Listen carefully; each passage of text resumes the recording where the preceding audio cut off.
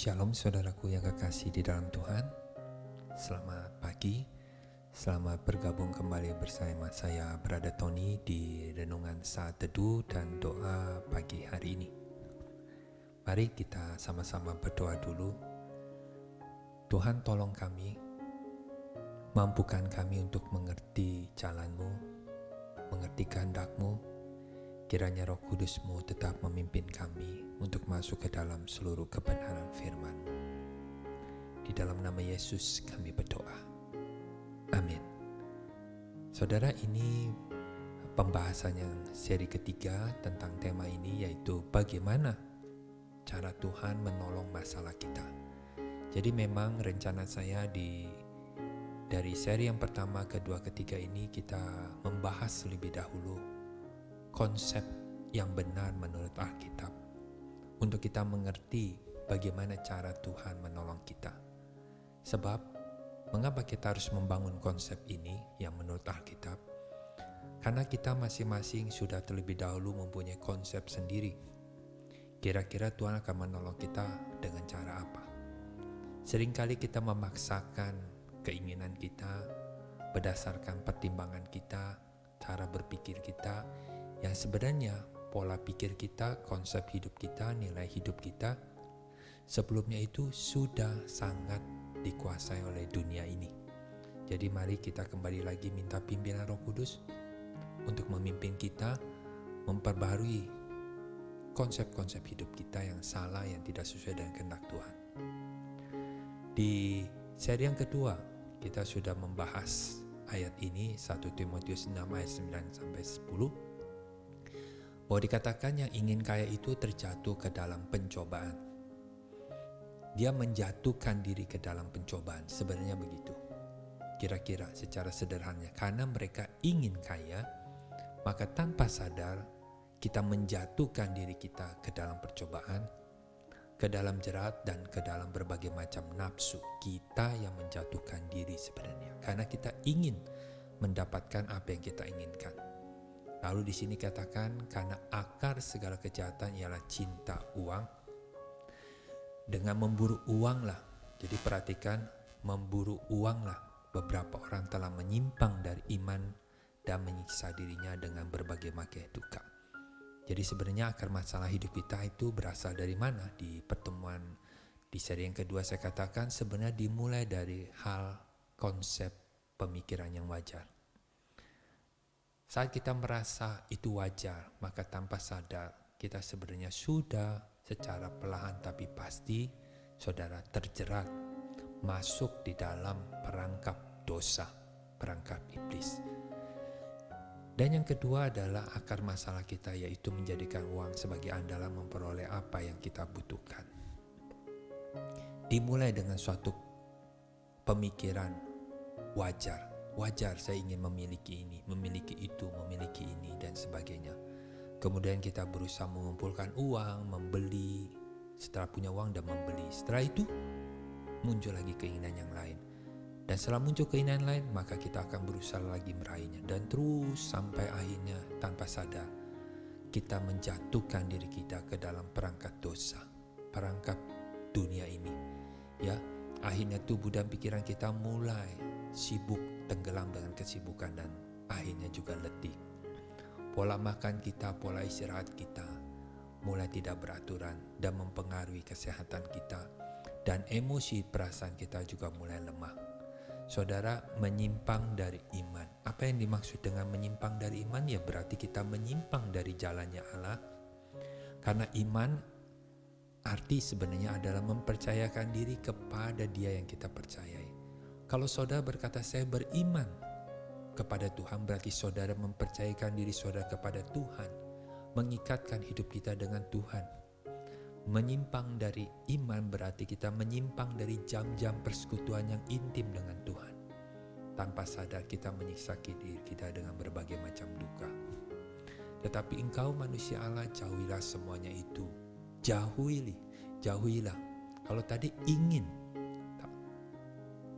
hal-hal seperti itu, hal-hal yang dunia ini, kebutuhan wajar itu, tapi sekarang ditekankan jauhilah. Kamu harus ambil keputusan, harus rubah apanya saudara.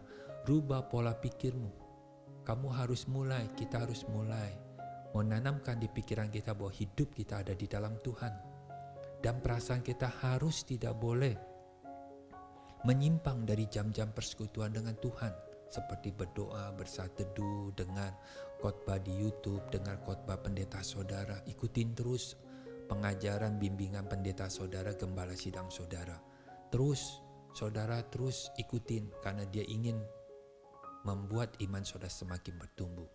Gembala saudara menjaga jiwa saudara supaya tetap erat dengan Tuhan. Lalu hasrat kita, mulailah kita bergerak, mulailah kita mengarahkan energi kita, gairah hidup kita mencari kerajaan Allah dan kebenaran. Ini yang paling utama. Bukan berarti tadi keinginan-keinginan wajar yang pertama yang tadi kita katakan itu tidak boleh saja saudara. Tapi saudara, kita harus memfokuskannya untuk kerajaan Allah, untuk hal yang lebih penting.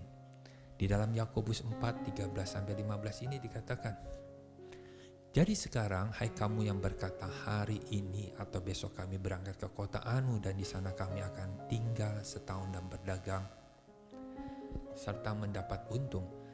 Sedang kamu tidak tahu apa yang akan terjadi besok. Apakah arti hidupmu? Hidupmu itu sama seperti uap yang sebentar saja lalu lenyap.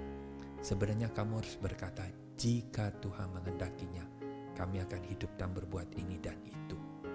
Sebenarnya ayat Yakobus ini saudara, ayat pasal 4:13-15 ini sama dengan erat kaitannya dengan Kisah Rasul 17:26-28. Kamu ingin berbuat apa?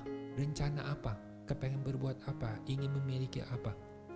Harusnya semuanya kita arahkan, semuanya ada di dalam Tuhan, ada kaitannya dengan Tuhan.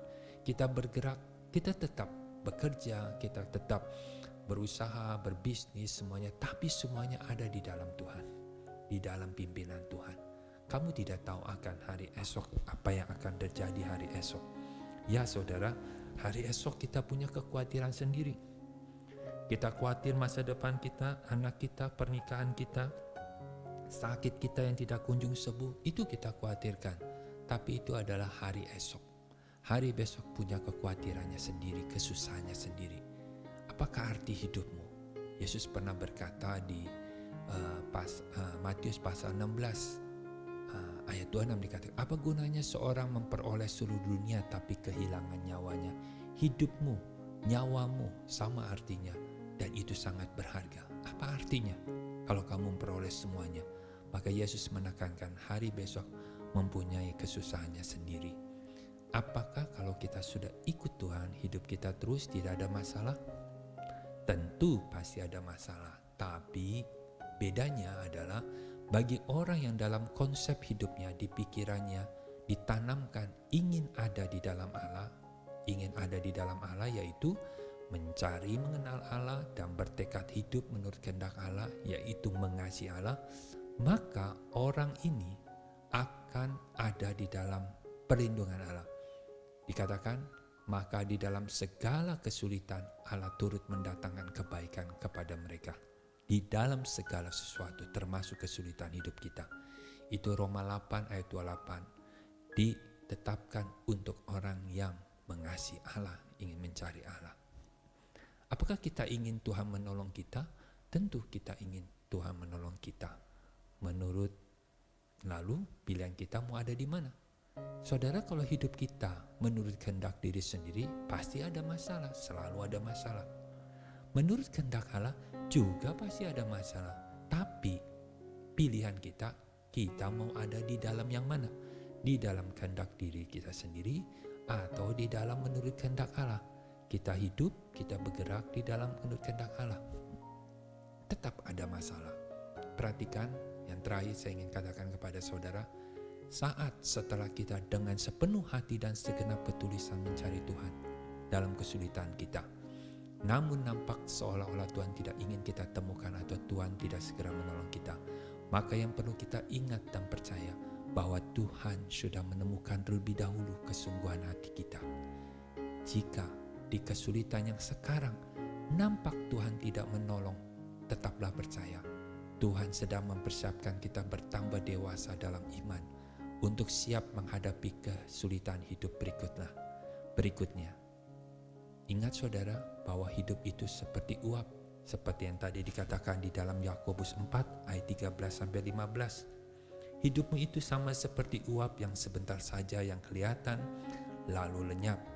Sebenarnya kamu harus berkata, jika Tuhan menghendakinya.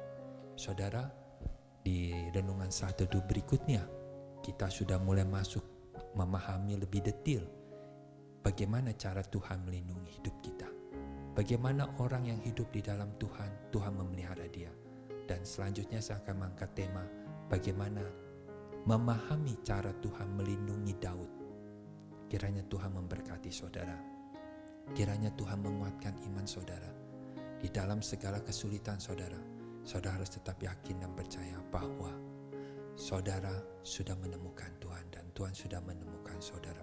Sekalipun nampak kita tidak melihat pertolongan Tuhan, ingat hidup itu seperti uap sebentar terlihat lalu berlalu. Tuhan memberkati saudara sekalian. Amin.